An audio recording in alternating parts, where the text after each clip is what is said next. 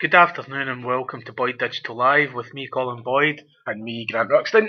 Today we're going to talk about Google's new algorithm update, which hit America at the end of last week, the farmer update, which the main point of Google changing their algorithm was for them to get rid of low quality sites, i.e. mass networks of auto-generated content, of kind of low grade content, stuff that people don't really want to read. And there's a few other search engines that have come out on the market and Google might be a bit worried about them. So what we'd like to do today is to talk about the update and maybe give you some tips as to how you can avoid being caught up in this algorithm change and protect your rankings in Google. Right, to start off then, what do we know about the update? What's changed in the last week in the States?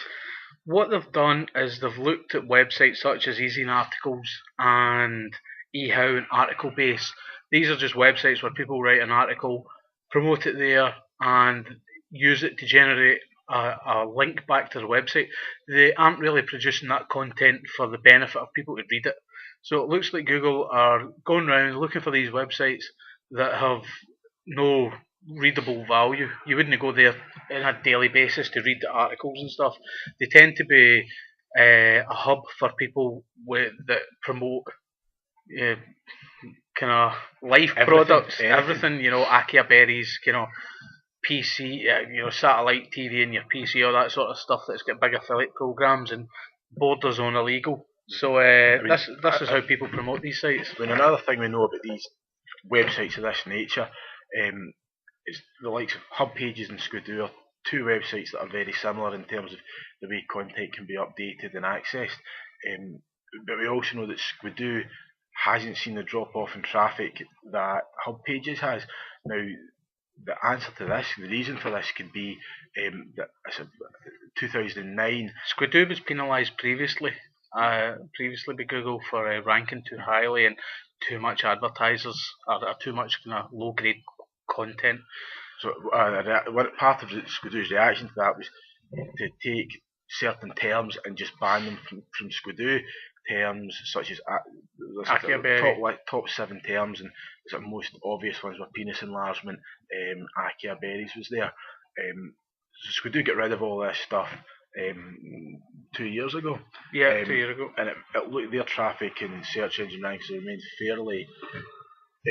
fairly steady since the farming update came into the algorithm. So it may be that the Hub Pages have taken the hit, the other sites have taken the hit because they didn't move at the time of Skidoo. And really what it would suggest to me that if you're working in really spammy, yucky stuff that's obvious, let's face it, it is obvious, Google's shutting the doors, and that's, I think, primarily what this update's going to do. It's probably going to make life a little bit harder for everyone else, but it seems to me to be a kind of pretty calculated attack on the sort of really low-level, spammy affiliate type websites. These websites also have massive page numbers. You're talking Easy Articles is something in the region of 23 million pages. So one domain name with that amount of pages just is a target waiting for somebody to come along and say, your purpose here isn't to add value to a user's experience, it's there to gain links back to a website or for advertising purposes. So what we'd like to do is quickly run through a few tips. These are all tips you should already know.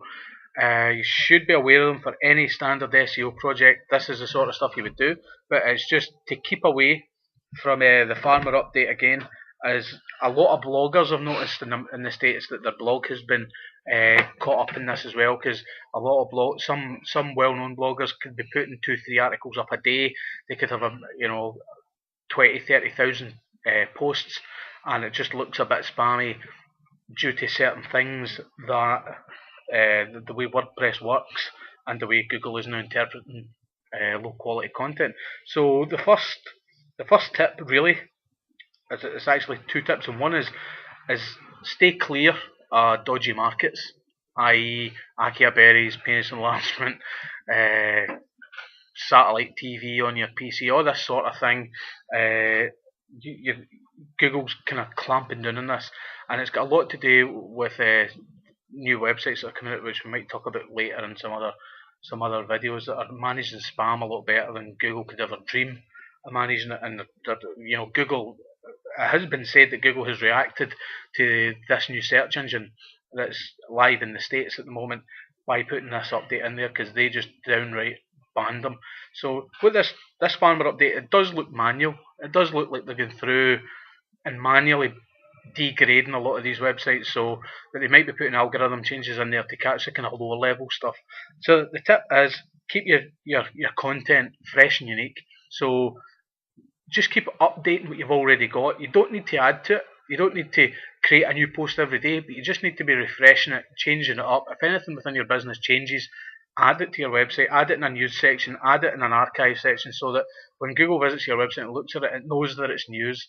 If you're continually updating your homepage like every day, every 2 days, it looks like a blog. It looks like it's low level content because you're not going to give it enough time for people to read it. Why would Google then think that that's quality content? I think there's also an angle for hub pages and easy articles to be used well. I mean, don't go and write an article and spin it 100 times and submit it to 100 sites. But if you've got a story to tell, write a good unique article about that story and post on a handful of sites a different article each time. You're still going to get the word out, and people using that system, this should make it easier for them to get their message, because rather than all the noise, IKEA berries, blah blah blah blah blah blah blah, the stuff, the genuinely noteworthy stuff should be there, more obvious, easier for people to find. And I think hopefully, in Google's point of view, they want people to come back to the likes of Easy and article based to use them as an information source if they get rid of all the rubbish. Totally. Another point that you should look at is your link profile as well. There's been a lot of it said about no follow links from blogs. When straight out the box, WordPress, all comments, anything that gets posted on a WordPress blog comes, any link in there, then points to the other website with no follow. What Google is kind of looking at now and say, well, if website A that links to you is linking to your website with a no follow tag, then if the website A doesn't trust your website, why should Google trust it? So it still passes the PageRank, it's still good for you, but you just need to make sure that your profile is okay, that you have a certain mixture do follow and no follow links. If you just get 1,000 no follow links and no do follow links, then it's easy to spot the spam. If we can spot that, then Google can spot it. So keeping a good variety of links. Another point is when we analysed these sites that we mentioned before, is that they had a lot of AdSense units in them, a lot of advertising in there. So it's another no-brainer really for Google. So if somebody writes an article and then they look at that article when it's live on a website with a system in it and it's got 4 or 5 AdSense units in there, the purpose of the article isn't to provide content to people, it's to provide advertising to hopefully people then click on an advertisement and make the website owner some money. So that's an obvious spot. So they just look at anywhere that's just saturated with advertising and say, well, this is low value because it's hard to read because there's advertising all over the place. The positioning of your adverts can play a part as well. And in a if lot you've of got cases, the mid content, if you break your content up and put ads in it, then it lowers the value of your content hugely. It doesn't look to be the ad sites themselves that cause the penalty, but more the fact that as a result of the ad sites, people spend hardly any time on the website, and over the article on the website, and over hundreds, thousands of views, very quick views. That results in the penalty, but it's because of poorly placed ad sites or too many ad sites. That's exactly what the next points are. The next point is try and increase your time on site. Put the content there that people want. Try and get them to interact on your site, whether it be a quiz or a poll or anything to keep them there longer. Then what that can do is if you've got Google Analytics on there, they can start to trust you that that's at a reasonable level. If it's like a few seconds and your bounce rate is at 90%, then you're going to get flagged as a bit of a problem site, that people are landing there, and when they get there, they then believe that your site isn't the site they were looking for, and that's the problem. So you need to increase your time on site, and you need to lower your bounce rate, get your bounce rate below a 25% mark if you can. If you look at a good blog, how long does it take you to read a 400, 500 word article? It takes you a few minutes, and then you maybe start to read another one or interact or leave a comment. So that's the sort of thing that people are looking for. So if you're a content web based, just to kind of summarise, if you're content based, Make sure your content is unique, fresh, and it's just not a replication or a spin of something that's already been published. That your link profile is quite good, that you just don't have loads of blog comments point back to your website, and that your time and site gets increased and your bounce rate is lowered.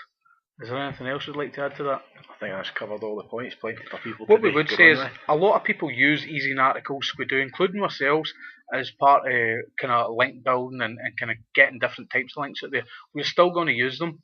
These sites still are there. Google hasn't said that they're going to devalue the link quality, the links that come from them.